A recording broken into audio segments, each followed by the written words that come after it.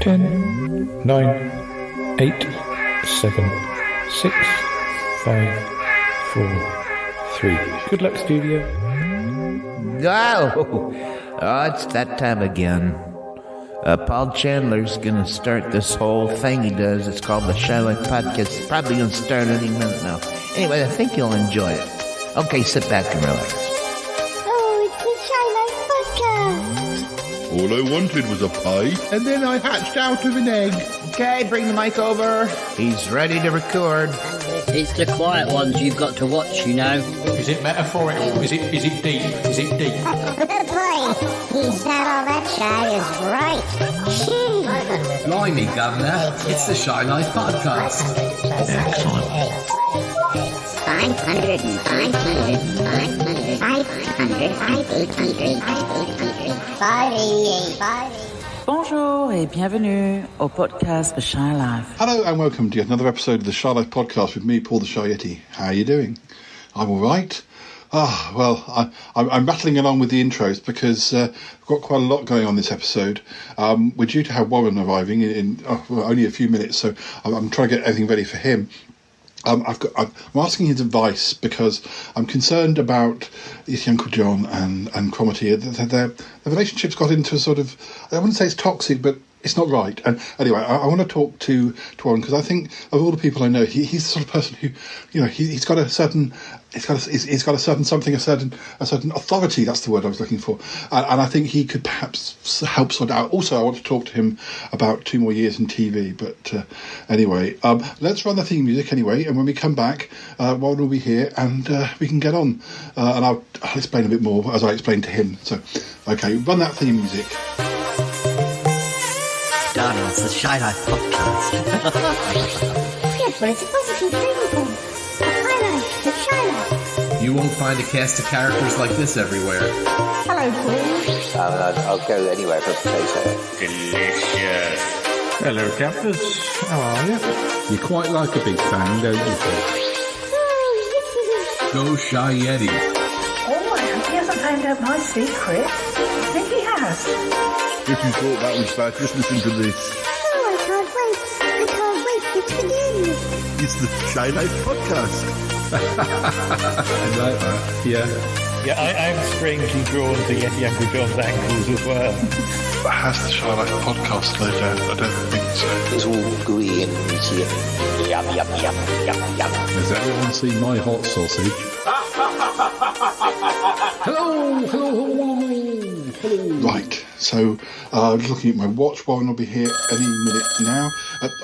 Now the phone's ringing. Hello, Shy Yeti. Hello, can I help? Hello, Blacks, and good evening. After Yeti Uncle John. You know, Yeti Uncle John, Johnny boy. Johnny Yeti, Yes. Yeti Uncle Johnny boy. Yes.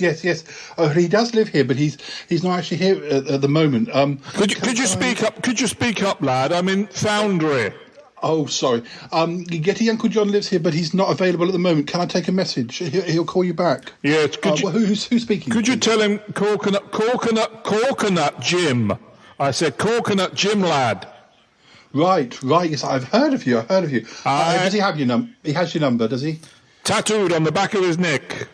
Oh, right. Yes. Good. Okay. I'll let him know you've called, and he'll call you back. Coconut Jim, you got that, lad? Yes, Coconut Jim. Coconut Yes, Jim, I've heard all yeah. about it. Yes, Good right. lad. Okay. Thank you. Bye for now. Goodbye. Bye. Blimey. Coconut Jim, I've heard of him. He was in shame jail with Yeti Uncle John.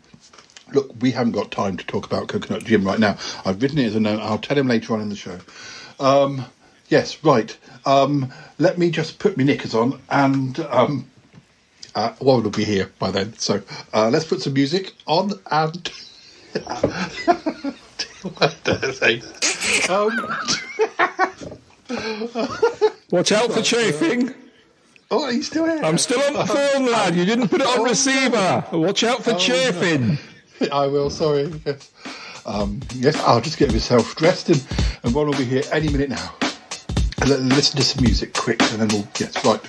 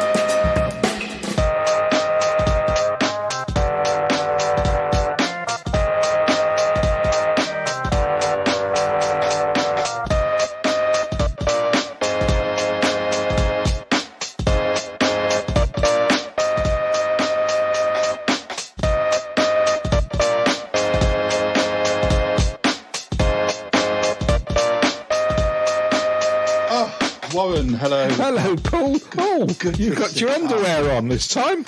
Yes, for a change. Yeah, it does make a change. Mind you, keep your apologise. equipment free from dust and rust. Yeah, I apologise. Previous episodes when you've been here, I just haven't been fully ready. But I just. Well, that's your opinion.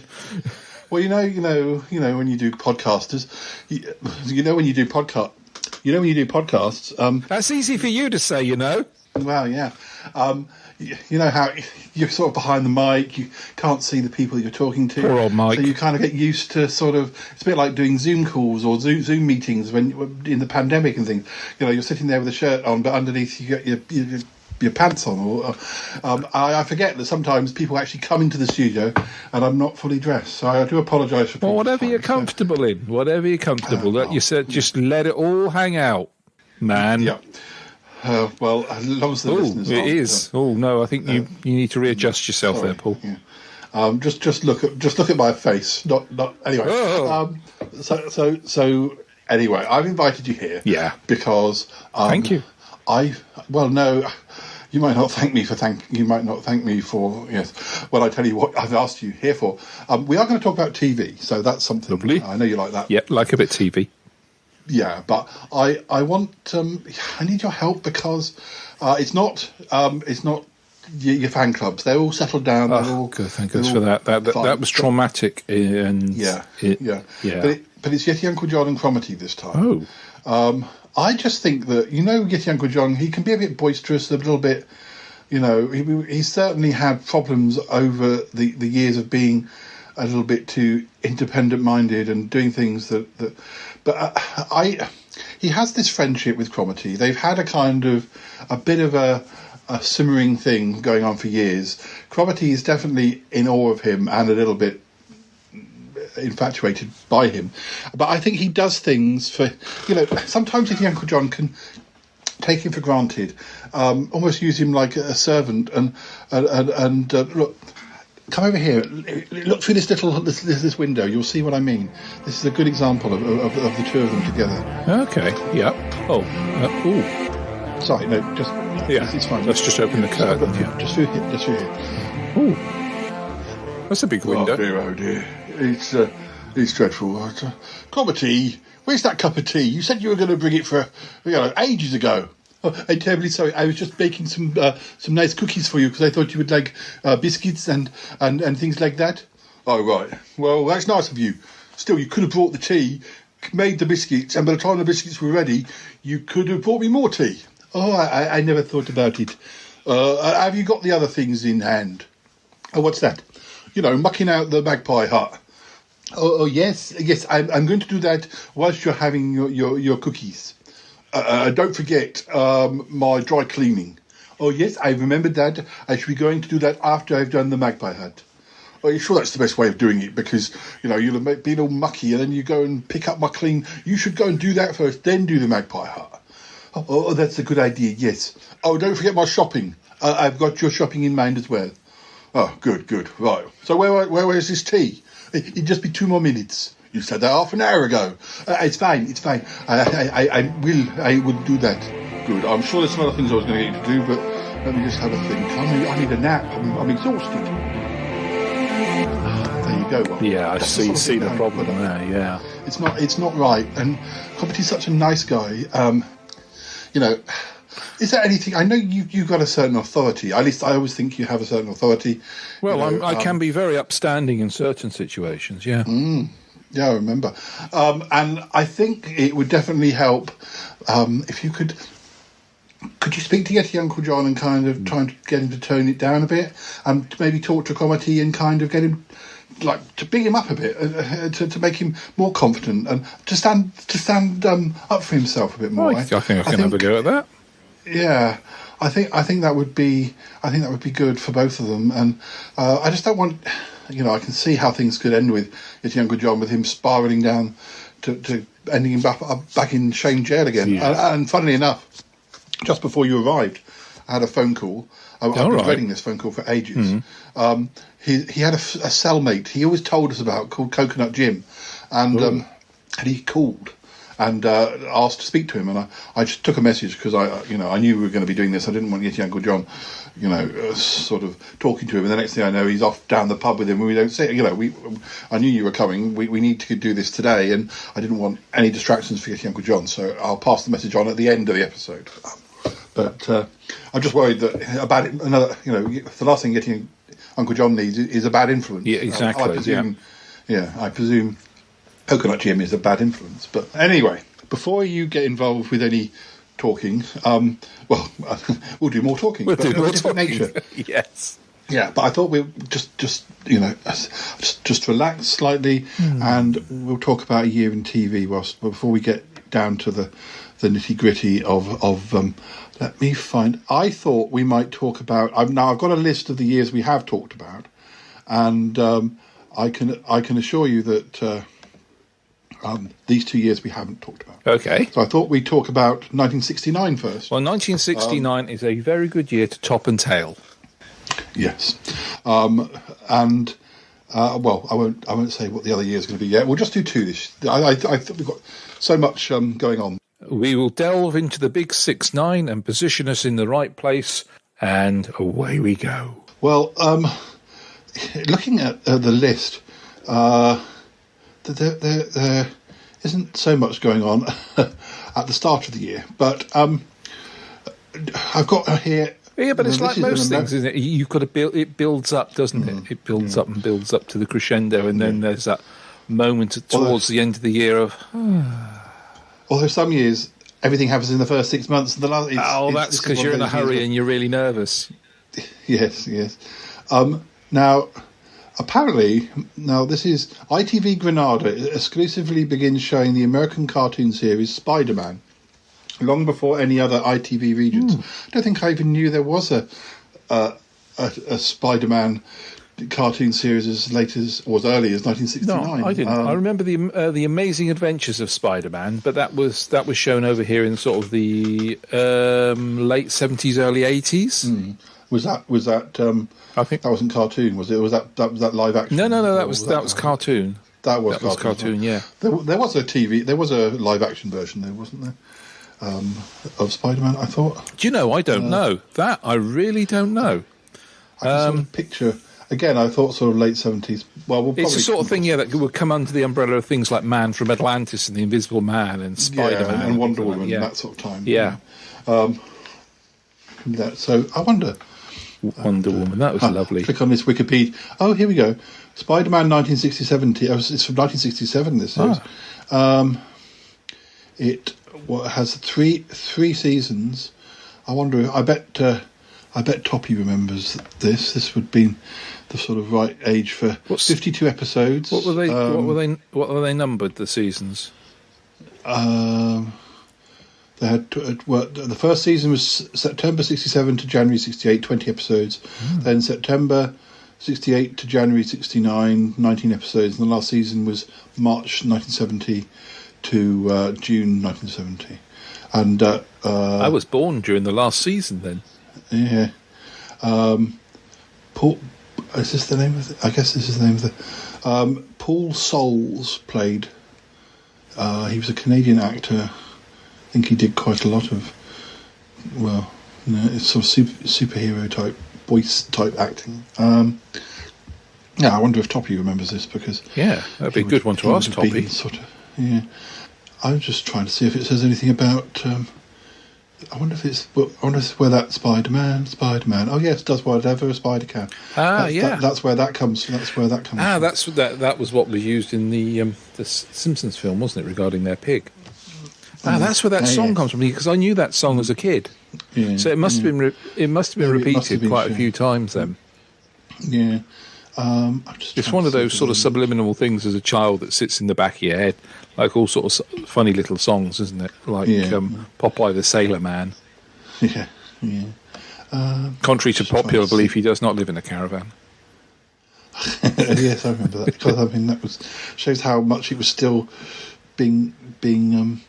It's one of those things that each generation seems to have this thing of identifying particular.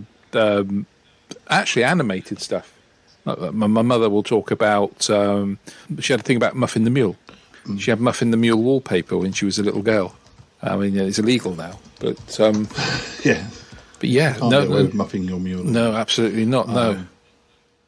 The Amazing Spider-Man, 1977. That might be where I'm thinking of then. The Amazing Spider-Man or the Amazing Adventures. Yeah. It looks like it's with Nicholas Hammond as Spider-Man. It does say it's a short-lived TV series, but when you're that young, those sorts of things can. In 1977, I would have been about 4 or 5. Was that a Hanna-Barbera by any chance? Well, this or was trying to find.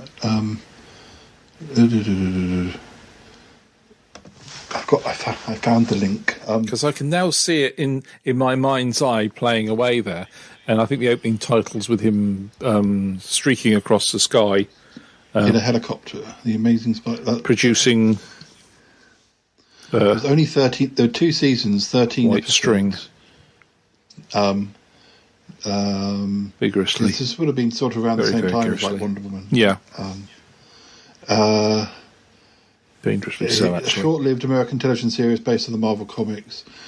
It is the first live-action television series featuring Spider-Man. Oh. And was shown in the States from September 77 to July 79. It was a considerable rating success. Though it was a considerable rating success, the CBS series was cancelled after just 13 episodes, which included a pilot film aired in the autumn of 77. Despite the storylines being set in New York City, the character's hometown, the series was mostly filmed in Los Angeles. I can imagine it was very expensive to do as well, because you would have had a heck of a lot of stunt people involved in that as well. The second series, that consisted of 7 episodes, aired infrequently throughout the 1970s. I mean, that wouldn't have helped if it was infrequent. You've got a pilot movie, a first season in 78 of just 5 episodes, which is ridiculous for that. There's something nagging in the back of my head. This is the sort of thing that would have filled the Star Trek slot that would be on at 5 to 7 on BBC One. I'm sure it was early evening entertainment on BBC. It was after the news, and I think it's. Trying to work out whether they're just 15-minute episodes or whether they are more like movie length. But I think they're probably just 15 minutes. And the second series was just these 7 episodes. So, yeah, I mean, it must have been on promptly enough that I remember it. If it was on sort of 78, 79, then I'd been that little bit older as well. 40 to 45-minute episodes. Then that would have been on the evening showing then. Yeah. Right. Let's get back to where we were. We totally jumped down but I knew we had, when we mentioned Spider-Man, I knew we had to. There's no problem going down the hole now and again. No, I knew we had to sort out. I've lost the original link. I've got so many links up on here. I have to get back in. British TV. Have you got the missing link though? No. I always thought Yeti Uncle John was the missing link. Yes, I think he probably is. We were in 1969, weren't we? So, right. 69. Right. 69. A lot happened in 69. Yeah. I was going to say the Beatles split up, but they split up in 70, but they pretty much were on their way out. They were on the cusp of going separate ways, weren't they? Yeah. The 4th of January, guitarist Jimi Hendrix causes complaints of arrogance from TV producers after playing an impromptu session of Sunshine of Your Love past his allotted time slot on the BBC One show Happening for Lulu. Happening for Lulu. For Lulu. Now, there's a programme I've never heard of. Heard of Lulu, the programme Lulu, but not the Happening for Lulu. Oh, gosh. I think I have heard of this happening, but surely they just turn the cameras off, or they just, when they edit it, they just fade him down and go to applause or something. Unless it's still being done live. Yeah, don't know. I wonder. Let me have a look about Happening for Lulu. See if we do this, we're going to. But that's a case of producers going. Perhaps he was told at the moment, no, you have to keep this set this short, and he went, no, it's all or nothing. I can see him doing that, doing his own thing. it caused him to be banned from the BBC after him doing that. So. Oh, well, that's more the BBC's loss than anyone else's, isn't it? Yeah. It ran from 68 to 69. Well, very late 68. It's a bit like programmes like Dusty, isn't it? With Dusty Springfield. Yeah, we were talking about. It says subsequent series were titled "It's Lulu." It's Lulu. Oh look! Oh my goodness! It's Lulu. I thought I was watching. I was just watching. I thought I was watching Columbo. For goodness' sake. Yeah, of course she does. She does look a bit rough this week. Oh, that's weird. Oh no. Oh, what? So there was this 68, mainly 69 series, and then for some reason it's in the same Wikipedia link. Although the final series broadcast was. I don't know why Happening for Lulu is a 1975 series called Just Lulu is under the same Wikipedia link, because presumably there's no real connection. Unless it was repackaged for audiences abroad. It's Lulu. Yeah. Yeah, Lulu in 1975. I see that the Goodies were the guests one week. Oh no! Graham Garden would have been mortified doing that. He always seemed really uncomfortable doing any kind of singing. Yeah. Bill Oddie would have loved that. Bill Oddie was wonderfully musically talented. I was going to say medically talented. He may well be medically talented. He might be, but not that he's ever admitted to. No. February 1969, no events. Nothing happened. Nothing. Everyone had February off. Was it a leap year? I'm not sure. It's a good thing neither of us were alive. Otherwise, we would have been really bored having to wait around. Yeah, waiting around. That's 28 days or 27 days. I'm going to have to wait around doing nothing.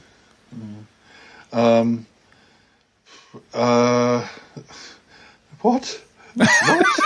Sorry, I'm sorry, listeners and Warren. I'm seeing things before I get to, and I'm shocked, and I should tell you why I'm shocked.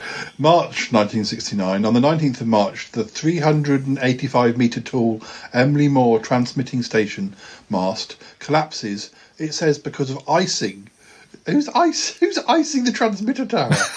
I mean, do you think they wanted for a large wedding cake? They want a topping for a large wedding cake. Oh, well, ice the transmitter tower. I mean, it's a strange. I mean, March the. That's a heck of a job, isn't it? I mean, it sort of offers many questions. Icing, putting a cake. Yeah. Oh, but what? Giant cherry on the top. Yeah, but ice on the 19th of March is quite cold for March. You still get ice in March. Well, I was going to say, do you remember in the mid-'80s when we were all snowed in one day? And that was April. April, that was. Yeah. On the 29th of March, the UK shares the win of the 14th Eurovision Song Contest in a four-way tie with France, Spain and the Netherlands. Well, that's what I call definite intercontinental relations there, if they're having a four-way. And, that's the year that Lulu was representing us. It's all about Lulu. It's all about Lulu. It's all about lavatories, isn't it? Yeah, she's doing Boom Bang a Bang. I bet she is. No wonder there was a four-way on the stage. No. And Charles Cohen, on the 31st of March, Charles Cohen becomes Director General of the BBC. That same day, The Flashing Blade airs on the BBC One for the very first time, transmitted in black and white. I only ever saw The Flashing Blade when they redubbed it in the late 80s on one of those Saturday morning kids shows. Oh, yes, in the morning, yes. I don't think I ever saw the actual original. I don't think I've ever seen it. I know the title, but I've never seen it. Wow. On the 14th of April, the hugely popular, well, it obviously wasn't at that point because it was new, but they should say the would be soon hugely popular and long-running comedy series. Obviously, it wasn't long-running at this point because it was only just started. Anyway, I'm being pedantic. The Liverbirds debuted. Oh, I thought you were going to say Last of the Summer Wine. No, That's a little bit later. Liver Birds. See, I Liverpool do set remember the series. Liver Jerds. The Liver Jerds as well, but that was on BBC Two and didn't do so well, and only one season. Like the Liver Birds, that la la la la la la la la la la la la la la. All right, kid. It's beautiful.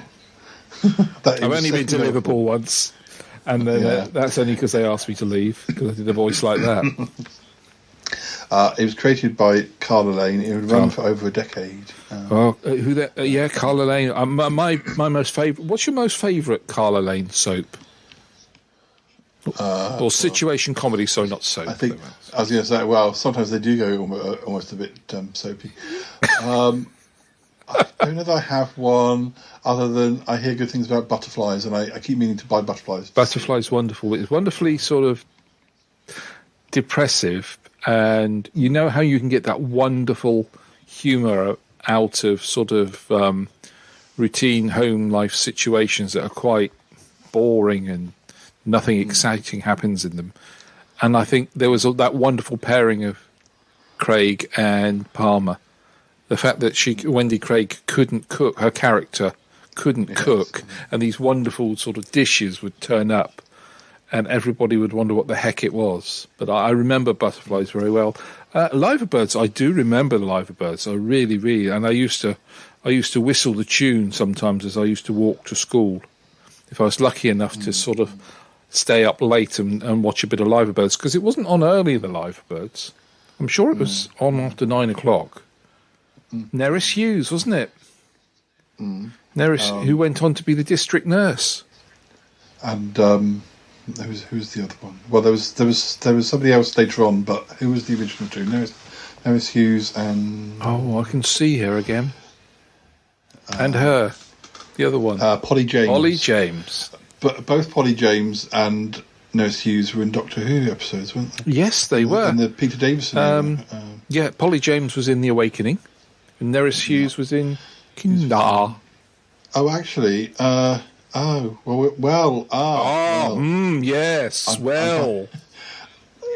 the first series that we're really talking about starred Polly James and Pauline Collins. Of course, yes. Because last time I saw Pauline Collins do any kind of brassy lass like that would have been Faceless Ones, wouldn't it? And then Nerys Hughes took over in 71 till 7.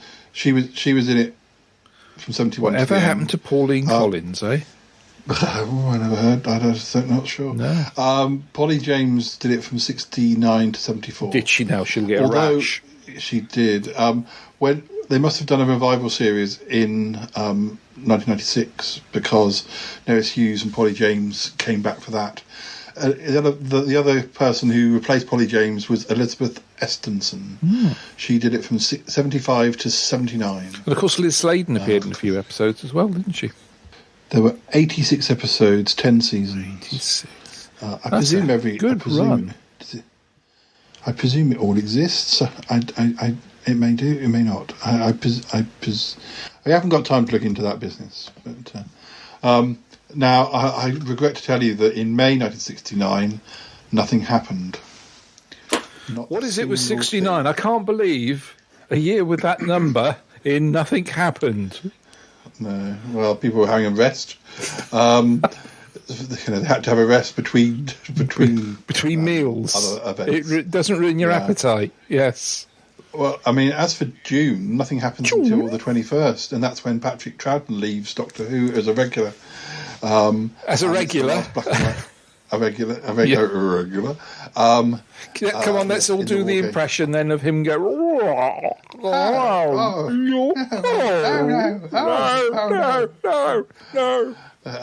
It was the last episode to be broadcast in black and white. And apparently, the same day, there was a documentary about the royal family, which was broadcast, which attracted more than 30.6 million viewers. 30.6 million. You know why? It's because everyone's been bored for the last month where nothing happened, so they thought they'd watch the telly for that month. I don't think all the War Games got 30.6 million. I don't think it did. The ratings were very good for War Games. Oh, my word, Jamie, that is a big one, isn't it? There's something about Anglia TV and Yorkshire TV, but I'm not going to bother reading it because it's a paragraph. So this is journalism. I think Anglia and they've been about for a while. Talks. There's talks. Cost cutting. I think Anglia is merger. Is there? It's nothing. It's nothing to do with survival, because the survival sort of started in either the late 60s, early 70s, isn't it? The paragraph's too boring. I can't. Okay. My brain starts to fall asleep halfway. Let's move on to July 1969. Nothing happened. Funnily enough, Lulu is back. Oh, Lord. It's not. It's not our Lulu. It's another so far, Lulu. The draw of that year was Royalty and Lulu. There was no one else on the telly. Lulu, though. It's a different Lulu. This is Lulu the elephant. Oh no! Runs amok on Blue Peter. I hadn't realised that was as late. Oh, get off my foot! When you see that clip, I always think that's more earlier, like 1965 or something. Yeah. Like it always seems much. Doesn't feel like 1960. They're not all wearing flares and stuff, are they? Well, it's flares. No, flares weren't really in till about mid 71. So it still would have been small, thin ties. It always looks younger. He always looks older, that clip, though, doesn't it? Yeah, I think it's the quality of the clip as well, isn't it? Yeah, particularly. Yeah. And I always thought that was very early. 12th of July. Trodden right in it. Sorry. Listeners who don't know, Blue Peter, kids' TV show. Defecating elephant. They had an elephant who started to poo in the studio, and it. I guess was it broadcast live or anyway? It had a pee because they were talking. Yeah. It sounded like somebody turned the tap on, and then it stood. This baby elephant then properly stood on John Noakes' foot, and he goes, get off my foot! Yeah, he was one of the presenters who I met many years later. His foot was as flat as a pancake even then. And I have to say though that the handler was the highlight of the moment of when he trod in the elephant's doings and slid across the studio floor. All live. One of the most, brilliant.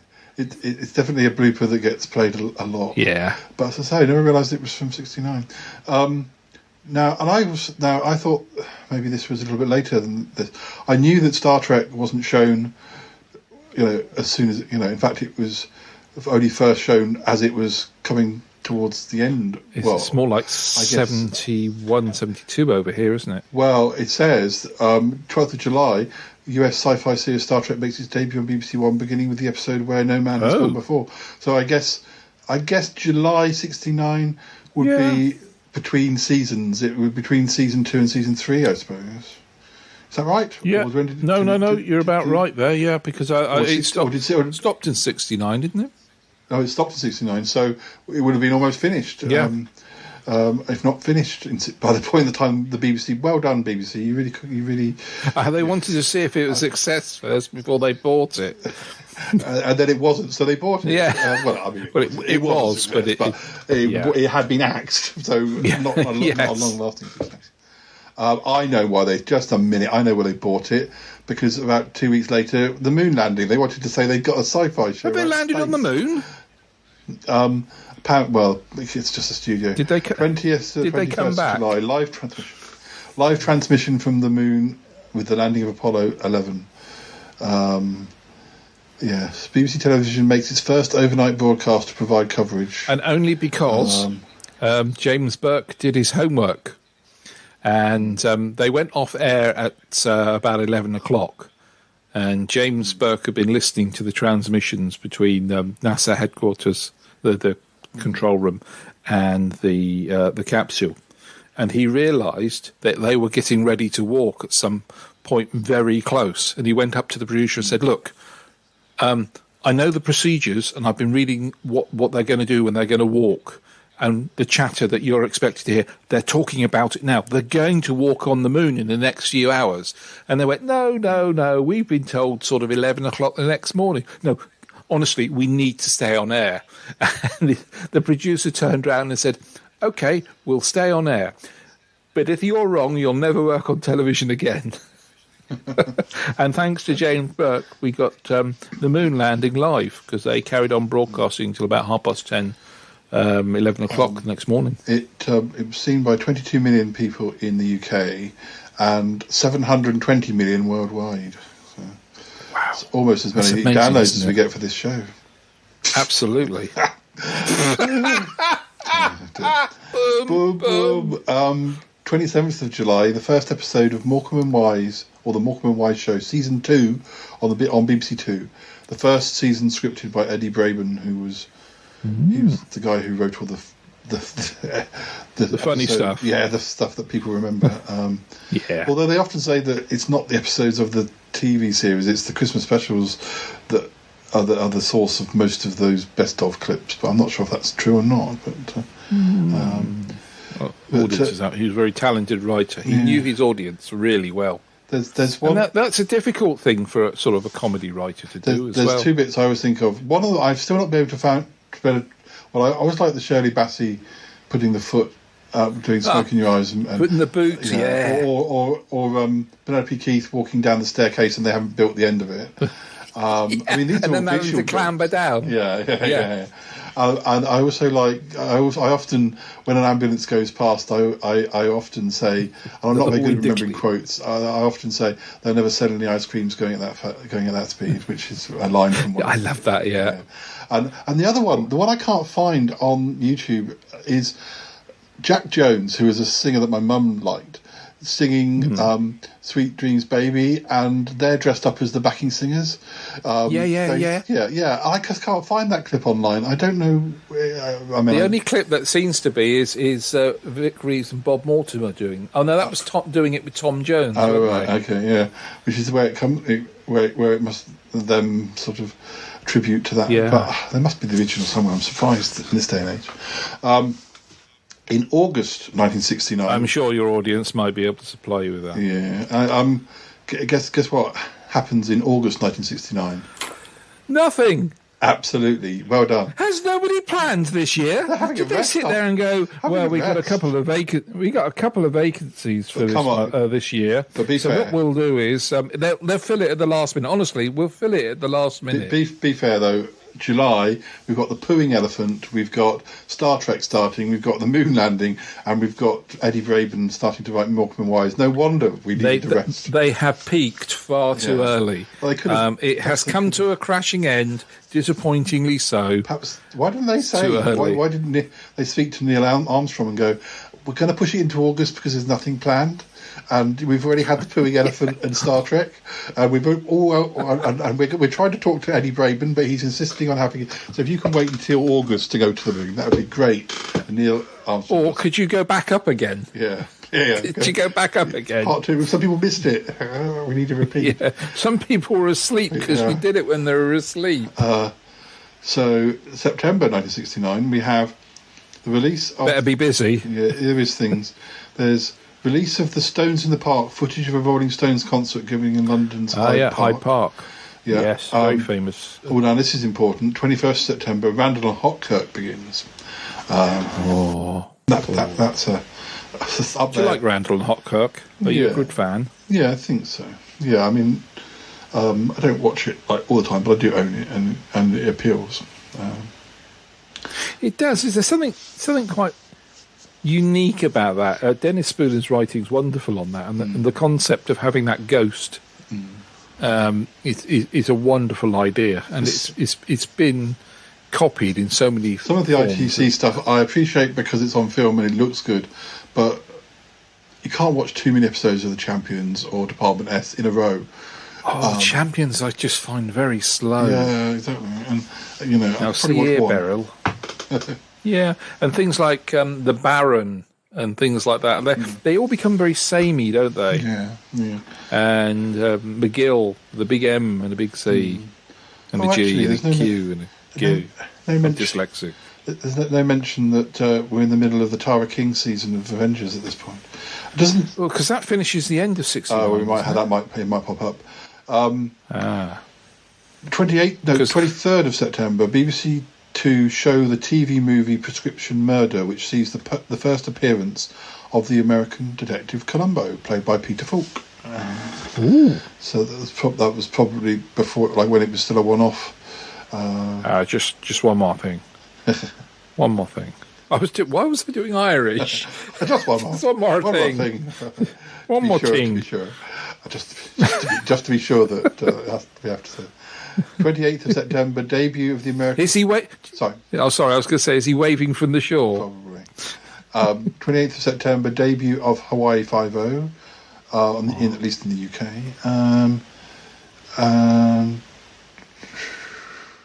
The wonderful thing about Hawaii Five-0 was Jack Lord, because they went over to Hawaii and they really hadn't got the pool of actors and the companies to be able to actually cope with doing a TV production over there of the magnitude that Hawaii Five-0 was. And Steve Lord, Jack Lord, who appeared in Dr. No, didn't he? Just put so much into it and got the actors all riled up and got them, you really do need to act properly, because I'm not going to do this show if it ends up being, I'm carrying the show and there's nobody here to support me. And as it was, it ended up for about 8 seasons, didn't it? Actually, and that memorable theme music, wasn't it? Actually, I just skipped ahead, and shows that ended in '69. We haven't quite finished '69 yet, but I think The Saint ended in February '69. The Champions ended in April '69. The Avengers ended in May '69. Softly Softly ended in November '69. But shows that started. Shows that.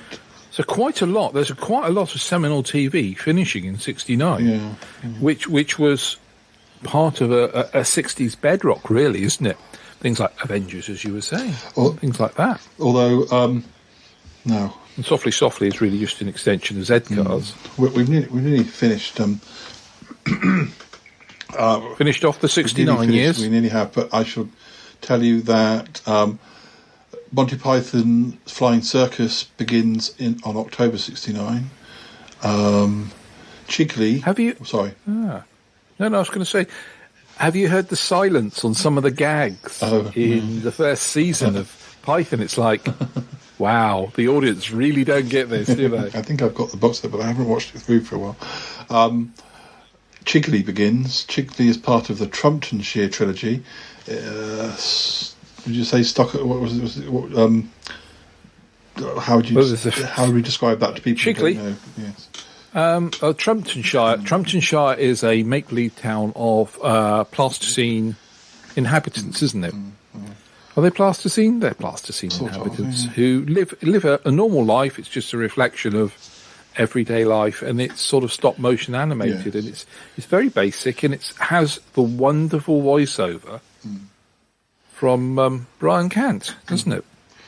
Or am I thinking of Trumpton? I'm thinking of Trumpton. No, he did the whole lot, didn't he? The whole lot, yeah. Quite a wide span of kids, well into the 70s, were brought up on. And of course, so there was later on in I think it was either late 70s, early 80s, the Half Man, Half Biscuit song of. Life goes quickly when you drive over a train and you're in and out of Trumpton smuggling out cocaine. So yeah, there's that song. So it really it's one of those wonderful series that gets embedded in the British psyche. So children were sort of weaned on things like that, weren't they? Really, it's one of the things not cocaine. Yeah, one of the things I don't. Jiggly. I'm not. Some of the things we were brought out with. I'm like, I don't. People. I'm supposed to have fond memories of these shows, and I can't stand them. But Chigley's a bit different. I mean, it's art. It's art in a way. Chigley is art. Trumpton was a little bit. Trumpton, I always thought, was the Mickey take of all these things like Hawaii Five-0, or there was a series called Emergency that came up in America in the 70s. But it was because it all really centred around the fire brigade, which were quite incompetent.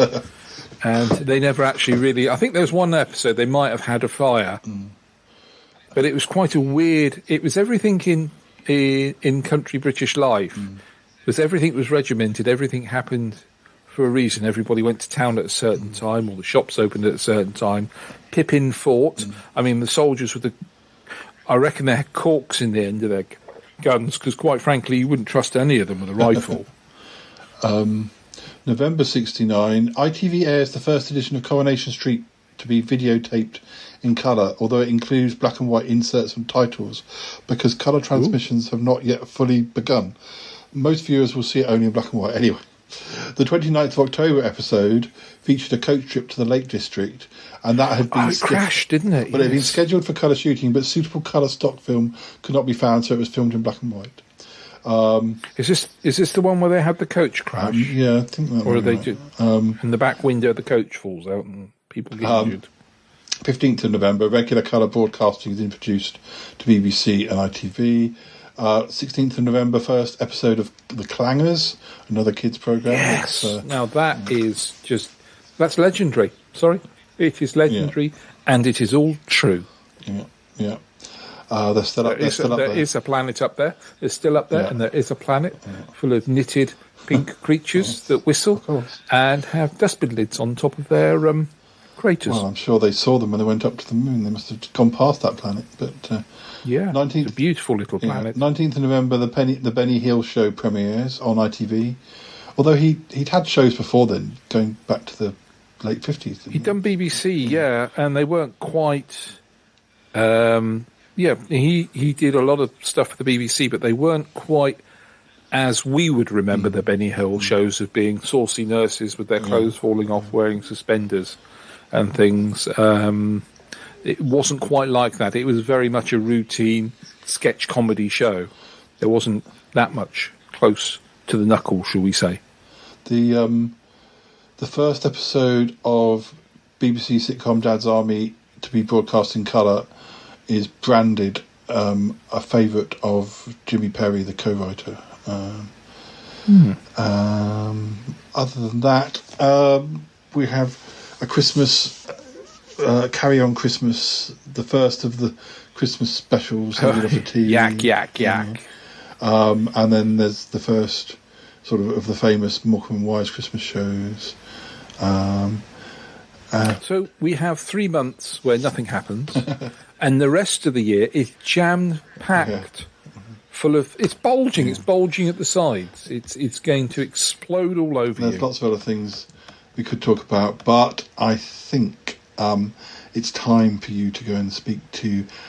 I think it's probably easy to talk to Cromitty first. Okay. I've kind of explained that you're here. They don't quite know what they're in for, but anyway, if you could just encourage him to be a bit more, confident, or not let Yeti Uncle John boss me around as much. Let's see how it goes, listeners. A little bit of music, and then we'll be there.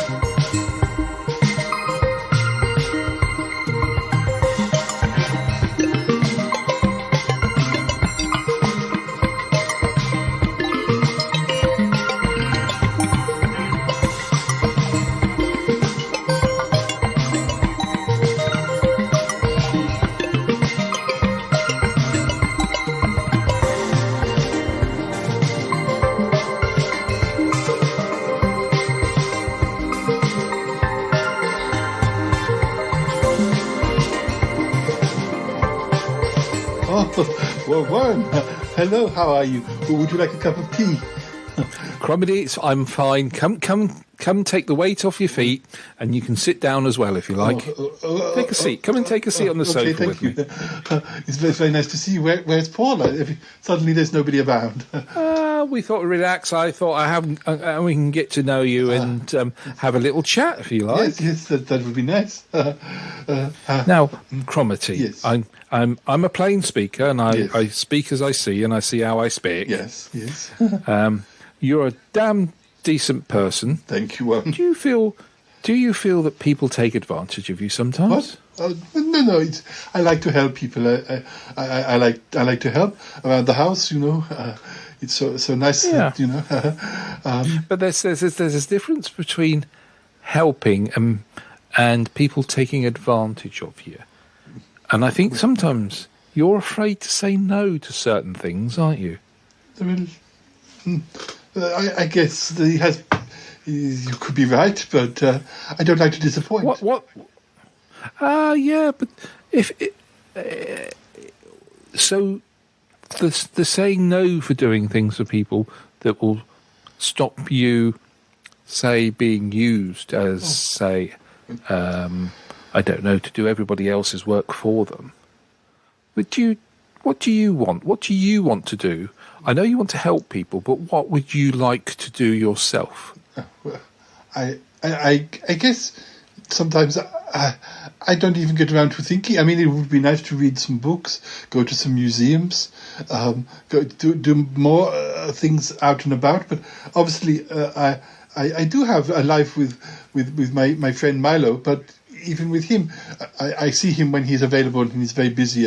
And well, yeah. I suppose in a way I put myself second in that relationship too. But I don't know. I don't often get a chance to think about what I want. But what would happen if you were to put yourself first in the relationship?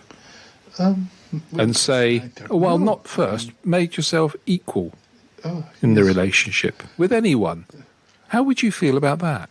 Well, I just don't know how it would work. I mean, we would be sitting here and nobody would have a cup of tea. I don't know. I feel, I guess, that with somebody like my dear friend Yeti Uncle John, that if I did not do it, it would not get done. But I don't have the confidence to wait and see if that would be the case. I waited for a few minutes and then I kind of get nervous and I go off and make the tea. And I guess that's what he is kind of depending on. And you put the word right there. He's depending on something that he can do himself. And sometimes you need to grasp it with both hands and say, no, not today, thank you. This isn't what I'm going to do today. You really need to learn how to do it yourself, Yeti Uncle John. Because Yeti Uncle John can do it. He just chooses not to do it. And sometimes, just sometimes, he'll take advantage of your really good, kind nature because you're a lovely person. You are a really lovely person. But sometimes people will walk over you and you don't really want that because you've got so much more to offer the world, and then you need to think of yourself. And every so often we all need to be a bit selfish and look at ourselves and go, do you know what, I'd like to do this today. And not being selfish in a nasty way, but just say to people, hey, look, you can do that, you don't need me to do that, and today I'm going to do something for myself. And stand up erect and say, today I'm doing this for myself. Well, why don't you try that? Because, as I say, you're a lovely person. You do so much for people. This is the thing. You're the kind-hearted person. Sometimes the kind-hearted person can be taken advantage of. Yes. And you don't need to be like that. You can stand your ground and feel a little bit empowered. And that will give you a pride that you will feel inside then. It's not about being rude. It's not about shutting people down. I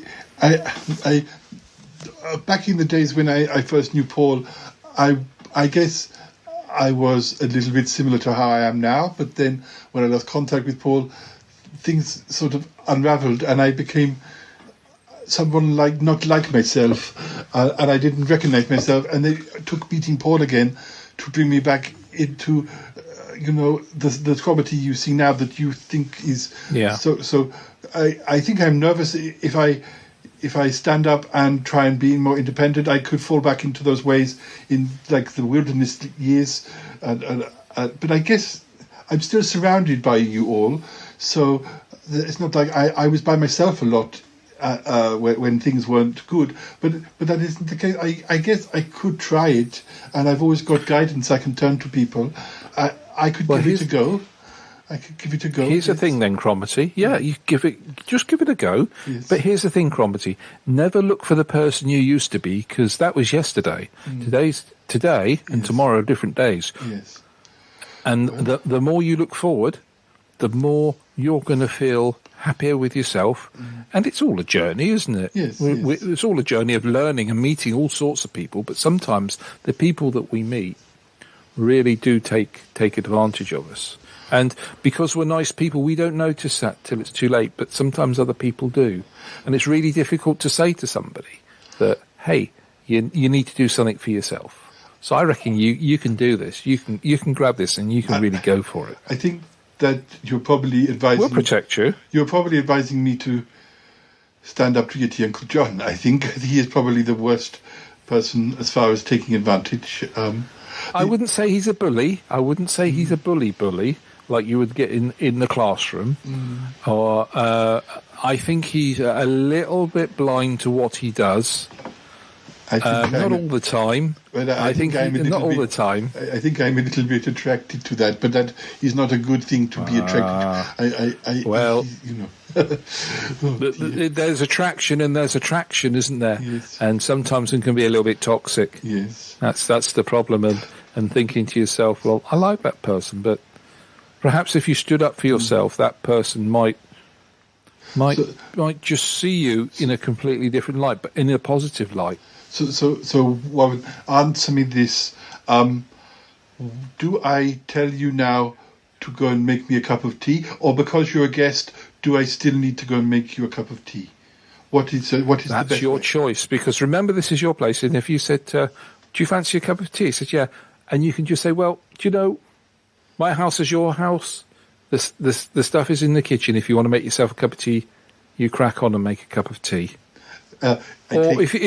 If you're inviting in as a guest, you can offer me a cup of tea. That's not a problem. But when someone demands something that's slightly different or expects it, that's slightly different, and that's not good. Well, Warren, I think the answer is then mine is 2 sugars and milk. I like it. I like it. That's what we're looking for. Thank you. And a biscuit if you can find one. There should be some. Now in you're the jar. pushing it, Cromitty. Now you're pushing it. Yeah.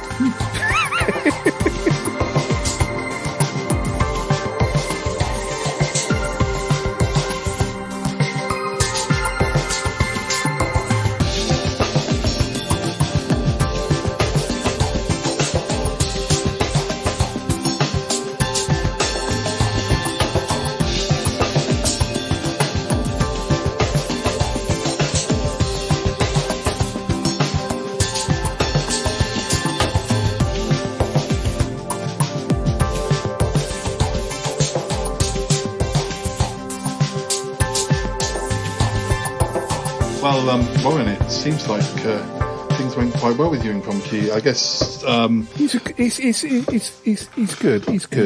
He's good. He's a crazy kid. Yeah, but we know where he's coming from. I think the proof is you've got to talk to Yeti Uncle John yet. Well, perhaps we'll see towards the end of the show. That's going to be like walking in treacle, isn't it? Yeah. Well, and also, I've had many a.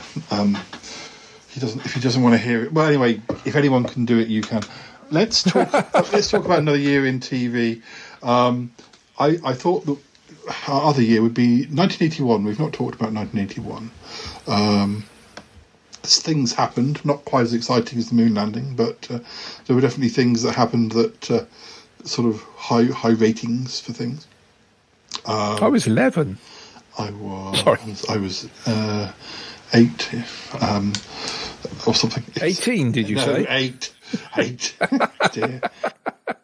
Don't age me up. Well, the first. Big him up, but don't age him up. The 1st of January, the Channel 4 television company is established in preparation for the launch of Channel 4. In 1982, wasn't it? Yeah, they were planning nice in advance. I guess it does take a while to prepare a whole new TV channel. Good afternoon, and you're listening to Channel 4. Welcome to Channel 4 Television. And here's the lineup for the programmes on our first broadcasting evening. It's almost like I'm there. Kicked off a countdown. Twice nightly Whiteley. The 5th of January. The 5th of January, we have the debut of the BBC One soap Triangle, a twice weekly series. I really wish they'd release it. A lot of people would be very embarrassed. A website called TV Arc describes the programme as being chiefly remembered as some of the most mockable British television ever produced. owing to its cliched storylines and stilted dialogue. Very stilted dialogue. I remember watching a program on how they made Triangle, and it is for those listeners who've never heard of Triangle, it was filmed on what we would call a cross-channel ferry. So a ferry that would travel from, it's a triangle, isn't it? It's from Felixstowe to Zeebrugge to Dieppe, was it, or French port, and then back across to Felixstowe. It was terrible.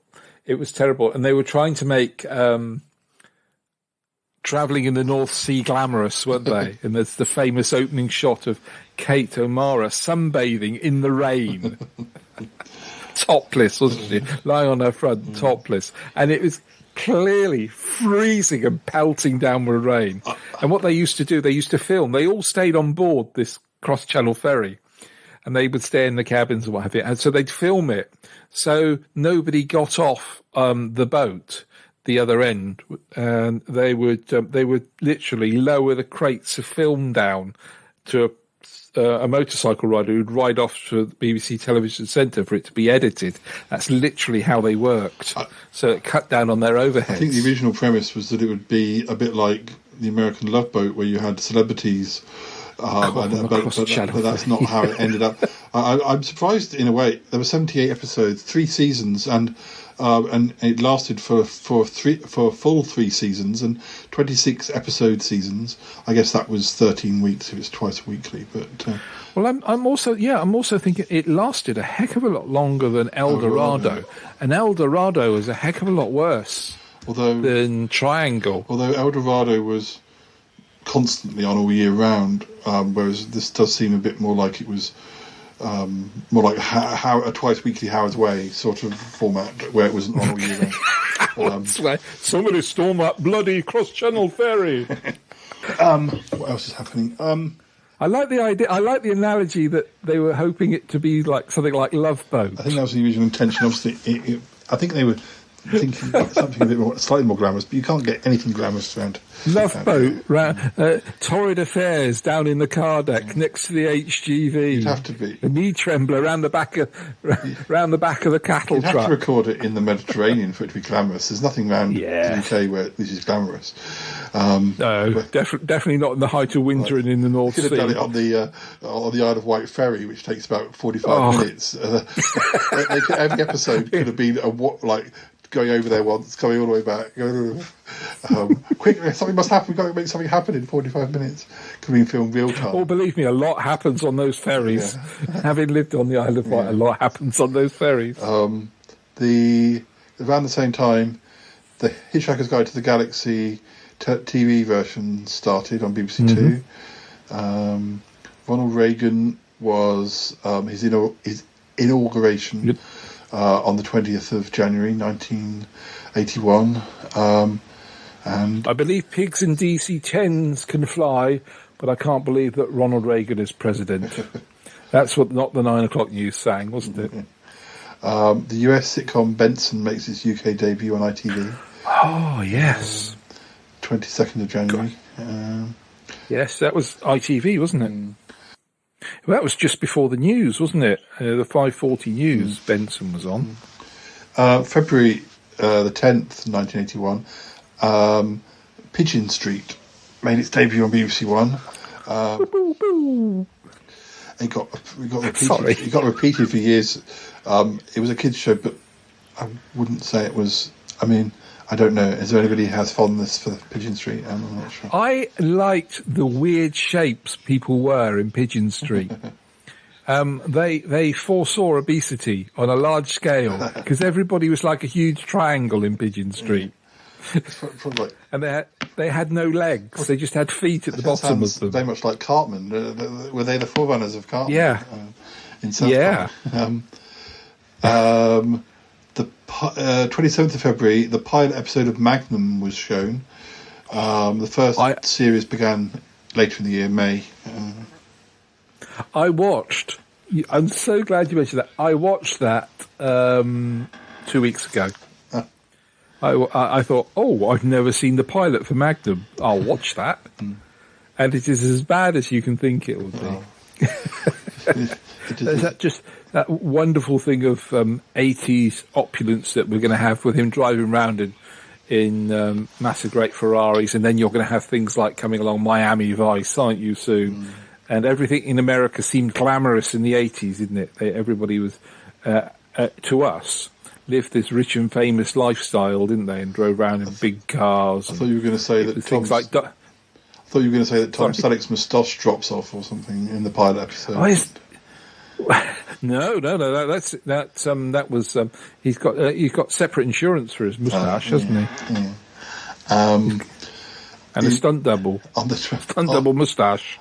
On the 12th of March 1981, the sitcom Sorry debuted, starring Ronnie Corbett. Now, I used to watch Sorry. I mean, I think it doesn't necessarily get very good press these days, but I think I don't know if I watched it because I associated with librarians. I don't know. I quite enjoyed. Was he a librarian? I can't remember. He was a librarian. Yes, he was. Yeah. I quite enjoyed Language, Sorry. Timothy. Yeah. So but that's another sort of sitcom that had interesting people in, because you had Barbara Lott, who'd appeared in quite a lot of stuff, not necessarily situational comedies, but she'd appeared in a lot of drama, and I can't remember who played his father, and he had played in pretty good sort of solid dramas during the 70s, and it was interesting to have those two particular established actors who were very serious and known for being serious actors doing comedy, and I think it really they worked really well together, didn't they? They did 42 episodes and 7 seasons. It ran pretty much all the way through the 80s. Oh yes, I just checked the episode guide. I remember. I was going to say I thought the last episode involved him going off in an hot air balloon, and the last episode is called Up, Up and Away. So I must have been right.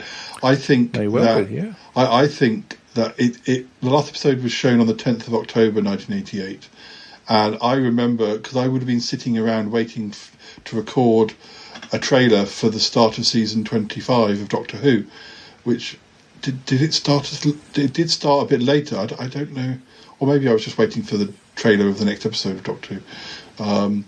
But yeah, I definitely remember that last episode. I don't know if I was still watching like every episode at that point, but doesn't he go off with the girl of his dreams in that at the end? Yeah, he goes. Timothy finally escapes his mother's clutches and leaves home to live with his partner Pippa. Yeah, there we go. It's there somewhere. I knew it was in me brain box somewhere. Yes, 21st of March, Tom Baker leaves Doctor Who, and we see... Never heard of him. Yeah, we see Peter Davison for the first time. As the Doctor, briefly. He does that wonderful line, didn't he? When he was announced 2 or 3 weeks later, we had the Nescafe advert. I don't know if you remember that. And he makes a cup of coffee and he drinks it and goes, just what the Doctor ordered, and grins and gimbals at the camera. And that was, that was done about a couple of 3 weeks after he was announced as Doctor Who. Yeah. So I think that was his first outing as a Doctor, I reckon. He was in disguise. 4th of April 1981, the UK wins the Eurovision Song Contest with Making Your Mind Up. We're still in, because I always associate Eurovision Song Contest, at least these days, with being in May. But I think when I've talked with Martin and other people about Eurovision, it was that sort of a little bit earlier, a month or so earlier, and it's obviously migrated across to May being the typical month. I bought that. So Shakin' Stevens and This Old House, and Shakin' Stevens was 99 pence. And Bucks Fizz Making Your Mind Up was £1.20, and they were 45s. And I bought Shakin' Stevens for my friend Carl Wilding, and because I fancied his sister, I bought Making Your Mind Up for her. That's when I was 11 years old, and I was whinging so much because I couldn't understand why the records you used to buy, 45s, used to be under £1, and I was really upset because I had to pay extra money out of my pocket money to pay Making Your Mind Up by Bucks Fizz. I do have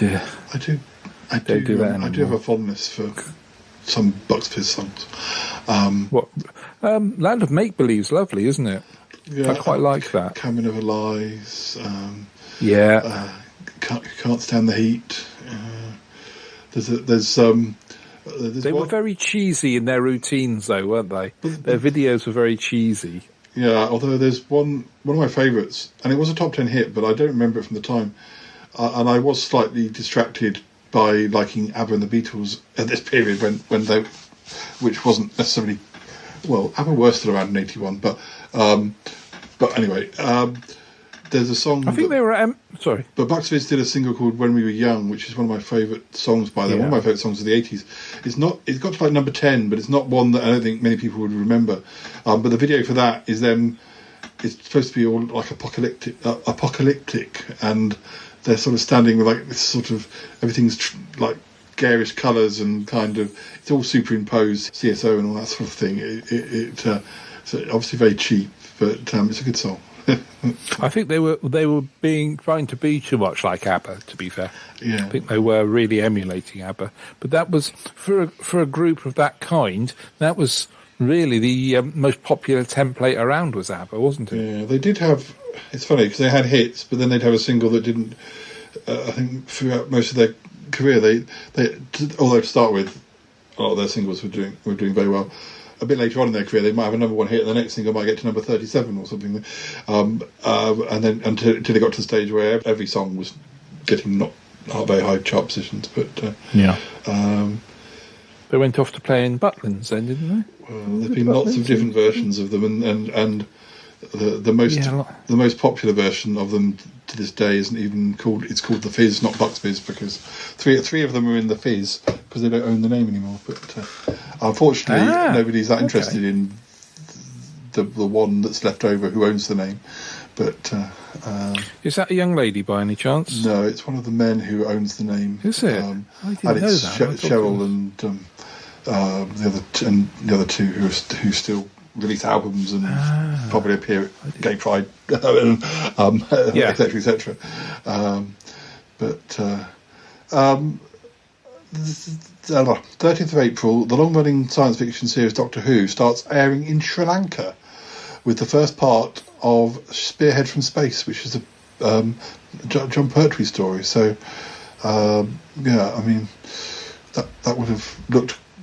I guess that's only just over 10 years old at this point, so maybe it didn't look quite as old-fashioned.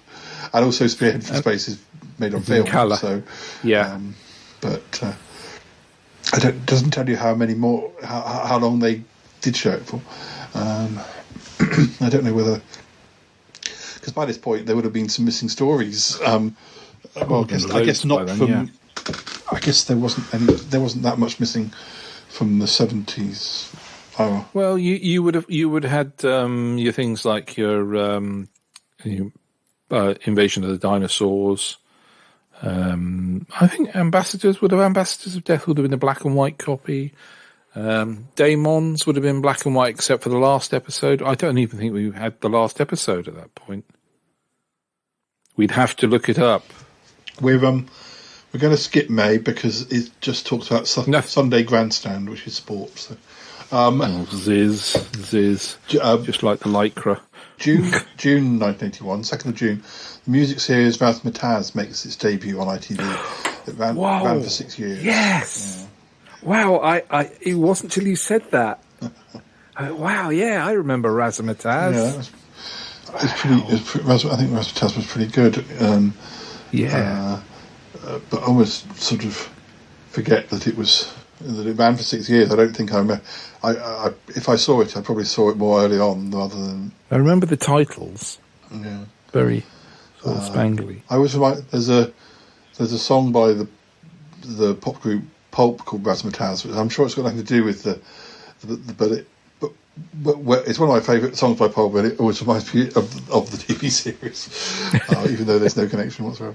It's just one of those words, one of those expressions that. It's a lovely word, though, isn't it? Razzmatazz. It can be anything. It can be a showstopper. It can be magic. It can be dramatic. It's wonderful, isn't it? Razzmatazz. Now into July, this must have been done deliberately. On the 27th of July, Ken Barlow and Deirdre Langton marry on Coronation Street. And it's just 2 days before the real-life wedding of Charles and Diana. And the wedding of Ken and Deirdre is watched by over 24 million viewers. I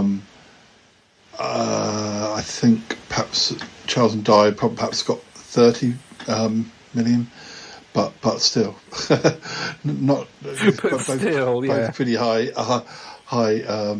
And also Coronation Street got in a couple of days early. So, yeah, exactly. See, the Royals just copying it. Yeah, just copying it. I don't know what you did. Did you go to any celebrations? Our school had celebrations, and we had to dress up in fancy dress, and I wasn't aware of this till the day, and I had nothing to wear, and so I went up into the loft, and I got an old sombrero that we had, put that on my head, and then drew a sort of 70s biker porn star moustache on. And covered myself in a very large, heavy blanket and shuffled on sandals, pretending to be Mexican. Mexican sort of stereotype, I suppose that would be. Yeah. But at the end of and I had really strong opinions about the royal wedding, and I didn't like it. I didn't like all this money being spent because we had next to nothing. And all this money was being spent on the royal wedding, and I refused. Once they did the judging, which I came third, which tells you how good the quality of the fancy dress was. I went home, and they gave out the Charles and Di commemorative mugs, and I deliberately went home because I didn't want to be there because I didn't really agree with spending all the money on the royal wedding, and I was only 11. I think I do remember maybe there being some sort of village fete type thing or village event. And I remember those mugs, so perhaps everyone got a mug maybe. But apparently you wouldn't have got a Radio Times wedding, a special edition magazine of the wedding because it wasn't published in the end due to a printing dispute. So, although for some reason they were releasing it at the start of August, I suppose it makes sense because you want the photos from. If you do it before, then there's no photos of. I guess it was sort of something to have as a souvenir after the event. Well, it never happened, so who cares? On the 11th of August 1981, TSW takes over from Westwood Television, but continues to use the Westwood name until 1982. Yes, yes. Westwood was probably one of the cheapest TV companies I'd ever experienced in my life because we lived in Dorset and we could pick up Westwood and we could pick up what was Southern Television in those days. And yeah, Westwood was really cheap, and I mean really cheap.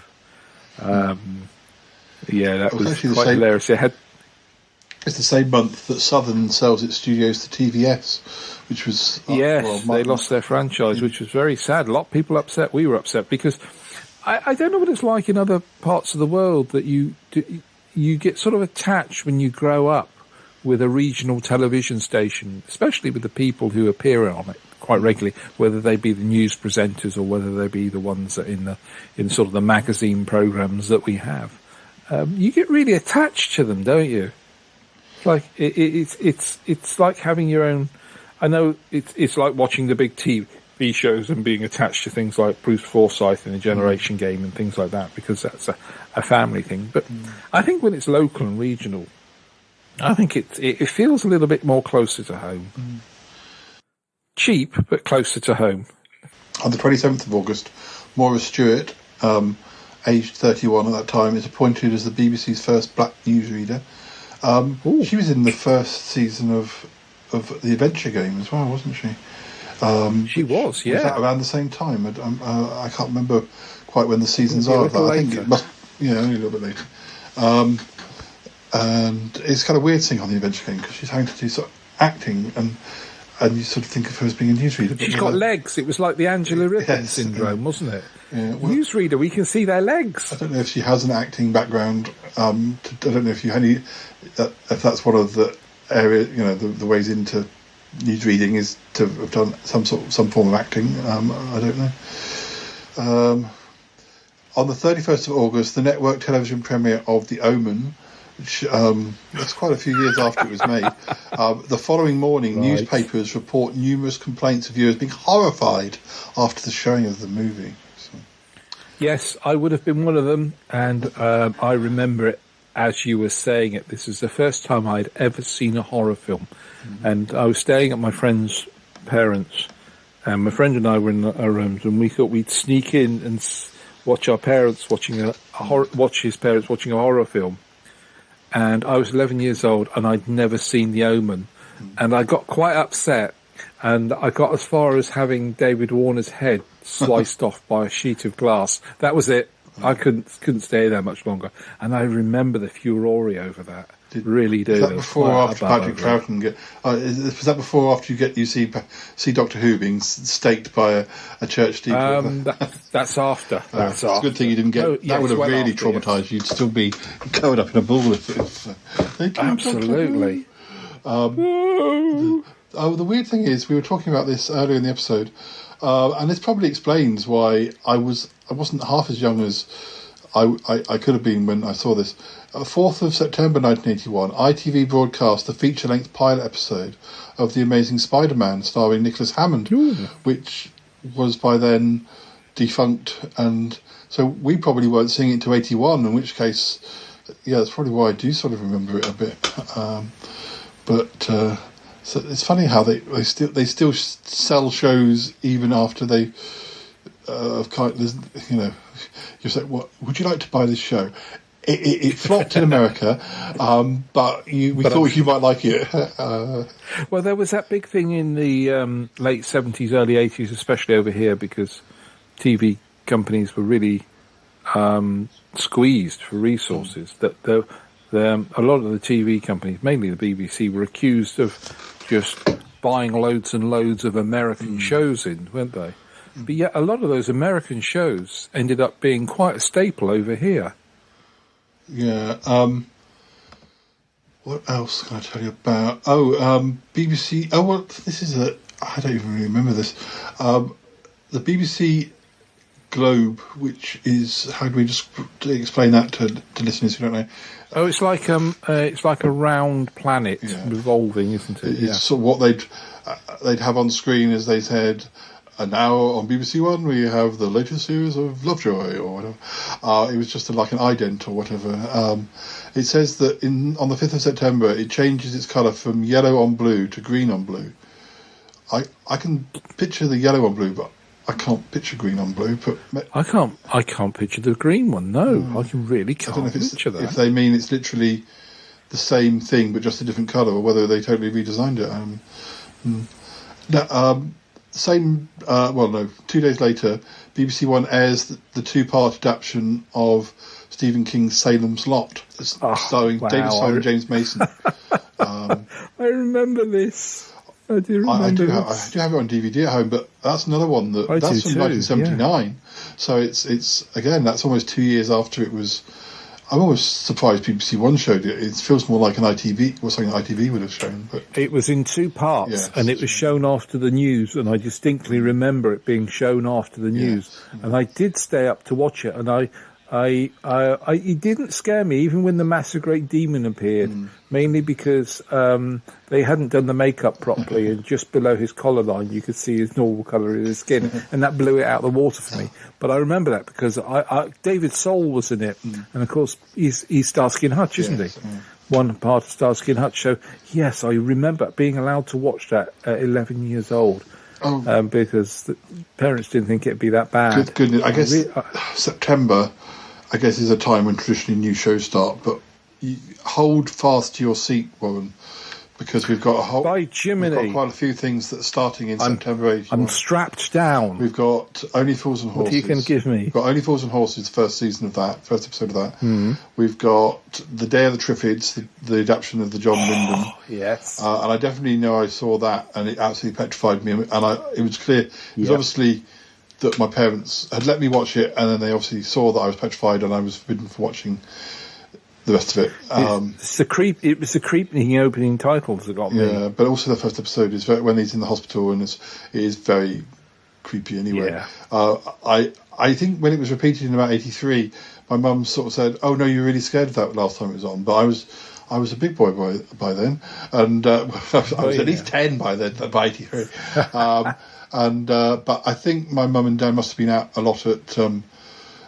My dad would have like business dinners, my mum would go along as well, and I think I had babysitters who let me watch it, so I did see it the second time. Also in September 81, Postman Pat starts, kids show.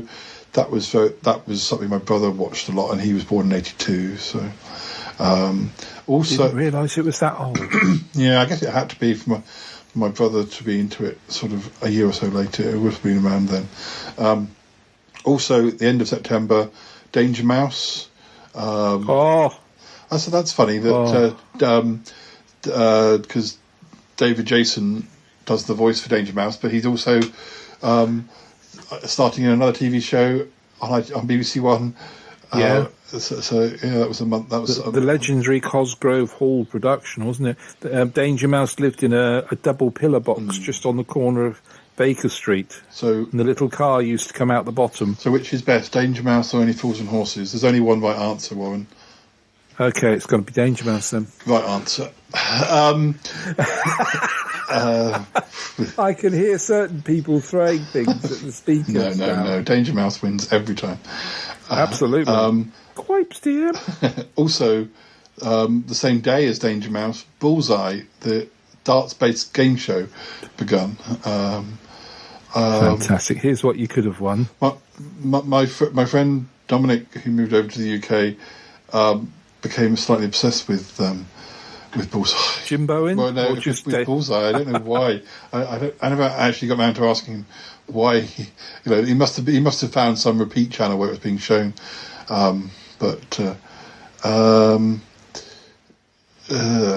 TV Times is rebranded as TV Times Magazine. There's so much in it. The premise for the change. I never knew there was so much in it. The premise of the change of its name being that it now contains more than television listings.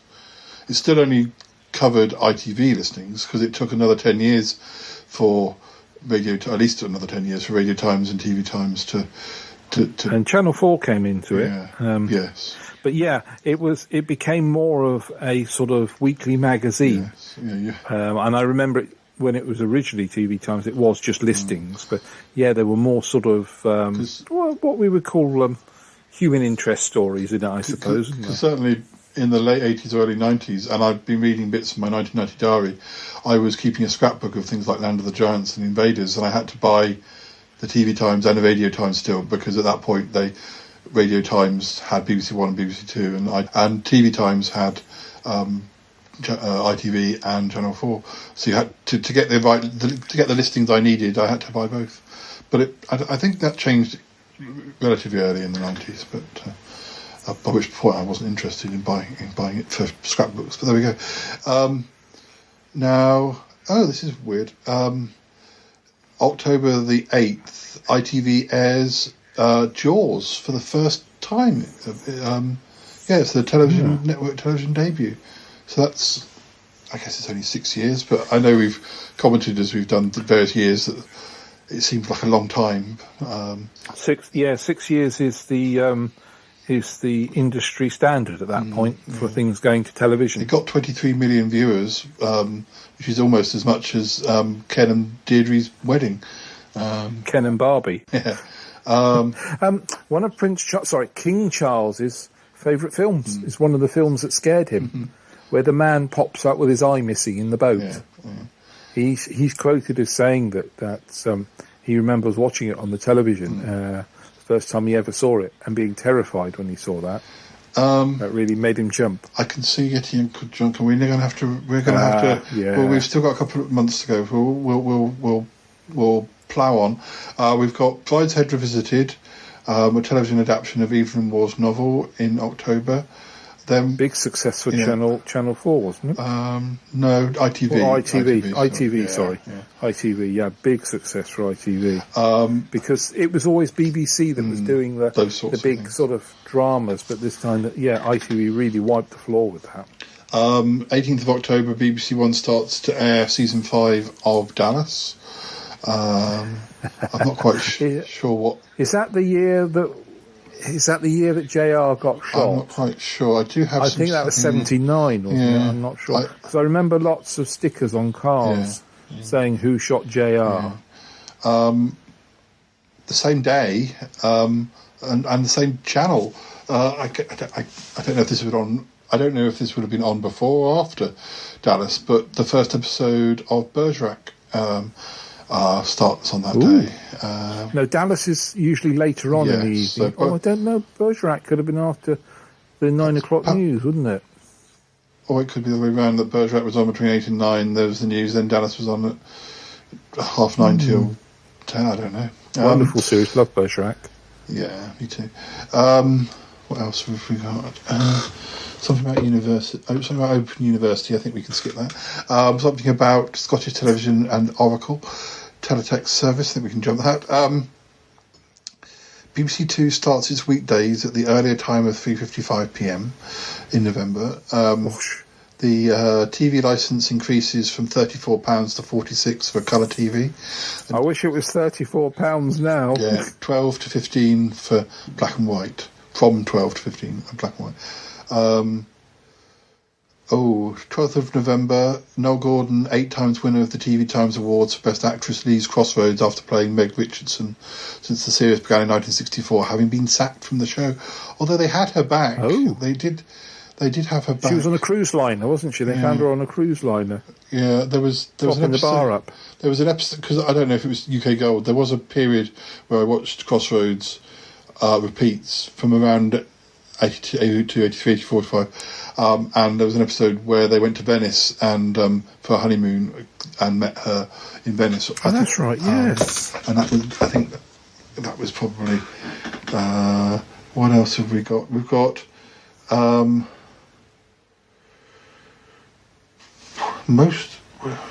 there's mention about Jewel, the Steven Spielberg film, but it doesn't say whether it's a debut because it's quite old by then, 71. I was going to say that's quite an old film. Doesn't really say why that's notable unless it was the debut. Christmas Day UK TV in December, premiere of the 1979 Muppet movie on ITV. Last episode of Pipkins on the 29th of December 1981. Wow. That was a kids show, which I don't really remember, but I have seen since. Scary puppets. Yeah.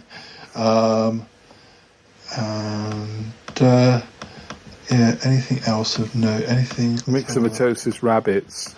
Yes. I always used to think Hartley Hare had myxomatosis. Shows that came back after having a long break. Open All Hours, because the first season was 76, and then it came back from 81 to 82. And then 80, really? Yeah, and then 85, and then 2013 to now. I don't know. Are You Being Served had a break in 80, and then it had a break in 82, and it had a break in 84. The last 3 seasons obviously were made with a year in between, I suppose. I didn't really know that. Let's see what else. Anything else? No. The last episode of Blake 7, of course, in December 81. Blake, the episode called Blake. Yeah, last episode. Again, something I watched the other day. Yeah, we're watching that season when I'm over at Nick's at the moment. To the Manor Born finished. Wurzel Gummidge finished. Yeah. Soon to be out on Blu-ray. Yeah. Well, look, I think I better let you go over to speak to Yeti Uncle John. I know. Yeah, I think so. Yeah, we've been holding this back, but do your best. Have a word. I hope it goes okay.